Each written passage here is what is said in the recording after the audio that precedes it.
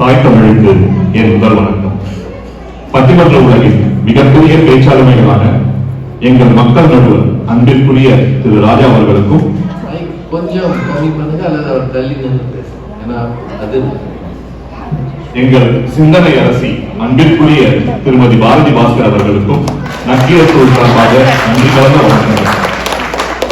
மனிதனாக பிறந்த அனைவருக்குமே நன்மை தருவது அவனுடைய சிரிப்பும் சிந்தனையும் தான்.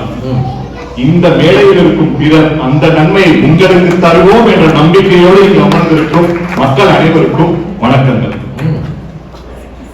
எனக்கு முன்னாடி பேசின மேக் நல்லா பேசினார், ரொம்ப மாசா பேசினார். ஒன்னே ஒண்ணுதான் மிஸ்ஸிங், முன்னாடி ஒரு செல்போன் பின்னாடி ஒரு பிஜிஎம். எம்எல்ஏ தான் இருக்கும். ஆமா, ஒரு சொன்னாரு கணியன் பூங்கொன்றனார் முக்காலத்தையும் கணித்தவர். உங்களுக்கு எப்படி தெரியும்? ஏதாவது ஆய்வு குழு கண்டுபிடிச்சீங்களா? எனக்கு பார்த்தா ஒரு ட்ரெண்டா போயிட்டு இருக்கு. ஐயா, தீங்கும் நன்றும் பிறந்தர வாரா என்பது பொருள். அதன் ஏன் சொல்றோம் தெரியுமா? சமூக மாற்றங்களால் தனி மனிதன் நான் அடையும் நன்மைக்கு வேற ஒரு போராடியதின் பலன் தான் அது. தமிழ் ஒரு செம்மொழி, அது அப்படின்னு ஒரு அங்கீகாரத்தையும் பெருமையும் இன்னைக்கு நம்ம அனுபவிக்கிறோமே. ஆனா தமிழ்நாட்டிலேயே தமிழுக்கு உரிமை பறிக்கப்படுத்தும் பொழுது அதற்காக போராடி உயிர் நீத்தாங்களே அந்த மொழிப்போர் தியாகிகள், அந்த போராடி இன்னைக்கு நம்ம அனுபவிச்சிருக்கோம்.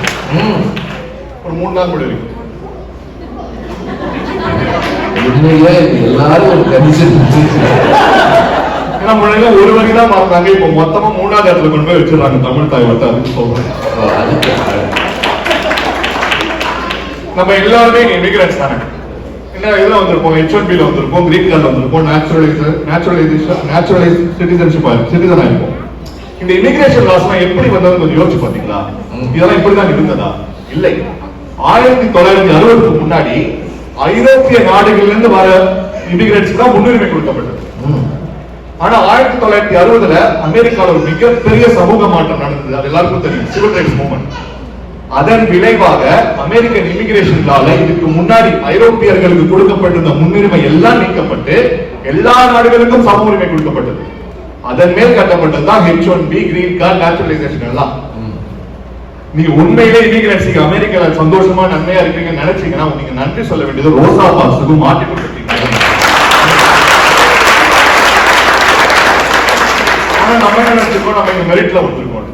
ஏங்க, உங்க மெரிட்டை எவனோ ஒருவன் போராடி வாங்கி தந்த சமூக நீதியின் மேல் கட்டப்பட்டது.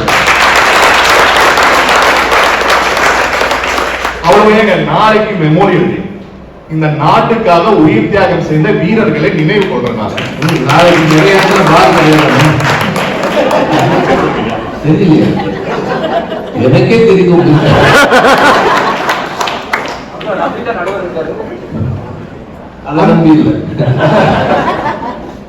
அந்த வீரர்கள் தர வந்ததுதான் இன்னைக்கு நீங்க இந்த அமெரிக்காவில் அனுபவிக்கிற சுதந்திரம் என்கின்ற நன்மை. ஆனா நாளைக்கு மெமோரியல் டே வச்சுட்டு இந்த அணியில இன்னைக்கு வந்து இப்படி பேசிட்டு இருக்காங்க. ஒருவேளை நாளைக்கு மாத்தி பேசினாலும் பேசுவாங்க. ஏன்னா காலங்கள் மாறும்போது இங்க கூட்டணிகளும் மாறுது, கொள்கைகளும் மாறுது.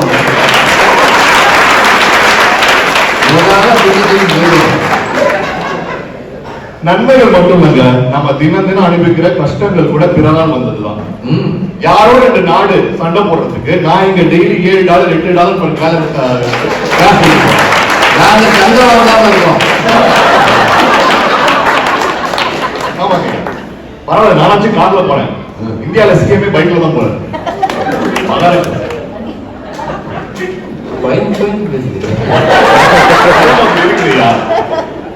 ஏன்னா உள்ள பூச்சிக்கெல்லாம் கொடுக்கும் முளைக்குமா நான் எதிர்பார்த்த மாதிரி தான் இருக்கேன். இதை விட்டுட்டு நமக்கு வர பிரச்சனைகளுக்கெல்லாம் நாம் தான் காரணம்னு இந்த அணி சொல்றது போல் முழுசா நீங்க நம்பினீங்கன்னா என்ன பண்ணுவீங்க? ஒரு பயத்தோட தானே உங்க வாழ்க்கையை நகர்த்துவீங்க. உதாரணத்துக்கு ஒரு புது விஷயத்தை நீங்க ஆரம்பிக்கிறீங்கன்னு வச்சுங்களேன், அந்த விஷயம் ஃபெயிலியர் ஆயிடுமோ அப்படின்ற ஒரு பயம் உங்களுக்கு இயல்பாவே வரும் தானே. அந்த பயத்தை எப்படி போக்குவீங்க? நான் என்னால முடிஞ்சதை பண்ணிட்டேன், இனிமே வர வெற்றியோ தோல்வி என் கையில் இல்லை என்று நீங்க நம்பினாதான் அந்த பயம் போகும். போடுங்க. அதை விட்டுட்டு நான் முடிஞ்சதை பண்ணிட்டேன், ஆனா தீமை வந்தா நான் தானே பொறுப்பாவா அப்படின்னு நினைச்சீங்கன்னா அந்த பயம் உங்களை விட்டு போகவே போகாது. அது உங்களுக்கு இன்னும் இழுத்து கொண்டே இருக்கும். அதுதான் உண்மை. இதுதானே ஹியூமன் சைக்காலஜி. ஆனா ஹியூமன் சைக்காலஜி படிச்சு ஒருத்தவரை இந்த அணியில உட்கார்ந்துருக்காரு. அது வேற யாரும் இல்ல, நம்ம ஜேசு தான்.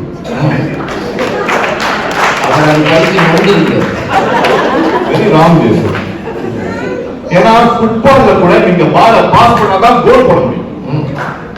மாறாக வெற்றி என் கையில் தான் இருக்குதுன்னு நீங்க நம்பினீங்கன்னா கடைசி வரைக்கும் உருட்டிக்கிட்டே இருக்க வேண்டியதான். பால் வெற்றியில கூட தான். இன்னொரு படத்துல பாருங்க நடுவர்களே, அவங்க சொல்ற மாதிரி தீமையும் நன்மையும் உன்னால்தான் வருதுன்றதுதான் உலக தத்துவம் என்றால் மக்கள் ஏன் கோவில்களுக்கு போகிறார்கள்? குன்றே அணையாய் என்னை ஆட்கொண்ட போதை கொண்டிலையோ இன்றோ இடையூறு எனக்குண்டோ சிவனே என்று மாணிக்க வாசகர் பாடுவதின் அர்த்தம் என்ன? என்னையே நான் உனக்கு கொடுத்துட்டேன், இனிமே எனக்கு வர நன்மையும் தீமையும் நீதான் பார்த்துக்கணும் இறைவா என்று ஒரு பக்தி இறங்கிய மனதிற்கு இந்த தலைப்பு பொருந்தவே பொருந்தாது.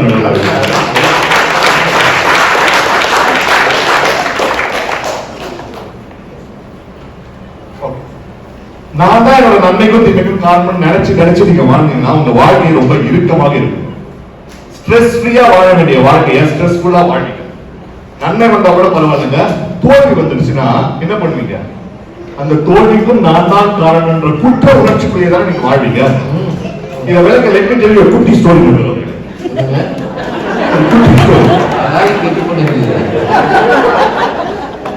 அந்த காலத்துல ஊர்ல குரங்கு தொல்லை அதிகமாயிடுச்சு வச்சுக்கலாம். என்ன பண்ணுவாங்க தெரியுமா? கனமான ஒரு பாத்திரத்தை எடுப்பாங்க. அந்த பாத்திரத்தோட கழுத்து குறுகலா இருக்கும். அதுக்குள்ள சாப்பாடை போட்டு வீட்டுல வச்சுருவாங்க.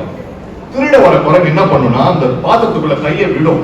விட்டு அந்த சாப்பாட்டை எடுத்துட்டு கையை வெளில எடுத்தா வெளில வராது, ஏன்னா மாட்டிக்கும். அது போலதான் நீங்க தோல்விகள் உங்கள் வாழ்க்கையில வந்தா அதுல இருந்து நீங்க டிஸ்கனெக்ட் பண்ணிக்கணுங்க. அதை விட்டுட்டு அதுக்கு காரணம் நான் தான் நம்பினீங்கன்னா அந்த குரங்கு மாதிரி உழந்துகிட்டே இருக்க வேண்டியதுதான். யார்கிட்ட சொல்றீங்க?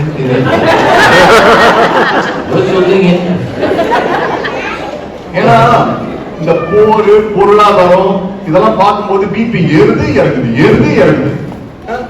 ஏன்னா வாழ்க்கை சுத்தி சுத்தி ஒரு சொல்ற மாதிரி நம்மள குஜில் பஸ்ட் பண்ணிட்டு இருக்கும் பொழுது இப்ப அந்த அணியில 2000 வருஷம் பழமையான ஒரு பாட்டை எடுத்து அதுதான் உலகின் தத்துவம் அப்படின்னு ஒரு நரேட்டிவ செட் பண்ணி அது திரும்ப திரும்ப உண்மைன்னு ப்ராபகேட் பண்ணிட்டு இருக்காங்க.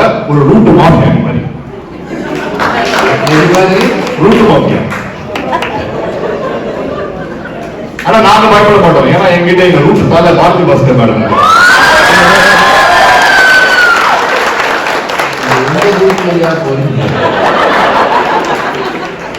இறுதியாக ஒன்று சொல்லி முடிச்சுக்கிற நடுவர்களே, தீதும் நன்றும் பிறர் தர வாரா என்ற வரியையும் நீங்க தான் சொன்னீங்க.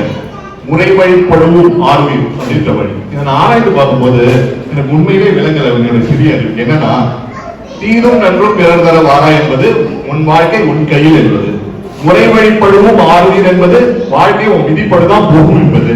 இந்த தலைப்பு இந்த தீது நன்று என்ற வரி இந்த பாட்டிலே பொருந்தாம வருது. நம்ம வாழ்க்கைக்கு எப்படி பொருந்தும் நான் கேட்கிறேன். ஆமா. ஆனா சரி, இது விதியை பத்தி ஒரு வரி எடுத்துட்டோம். அந்த நாள் விதி என்னவாக இருந்தது என்பதை நீங்க யோசிப்பாங்க. எப்படி இருந்தது? உனக்கு கண் பார்வை போனாலோ, உனக்கு உடல் உறுப்பு செயலிழந்து போனாலோ, ஏன் பிறப்பால் நீ இந்த தொழிலைத்தான் செய்ய வேண்டும் என்று இந்த சமூகம் உன்னை கட்டாயப்படுத்தினாலோ அதுதான் ஒரு விதி என்று சொன்னதுதான் அந்த காலம். ஆனால் அந்த விதியை கூட மதியாலையும் மனித நேயத்தாலையும் போராட்டத்தாலையும் வெல்லலாம் என்று காட்டுவது இந்த காலம். அதனால்தான் தீரும் நன்றும் பிறர் தர வாரா என்பது இந்த காலத்திற்கு பொருந்தவே பொருந்தாது என்று சொல்லிக்கொண்டு வாய்ப்பளித்த நல்லுள்ளங்கள் அனைவருக்கும்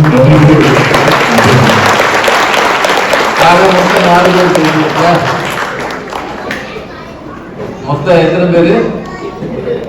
8ல பாதி காலி. அப்பப்ப சொல்லி ஆரம்பி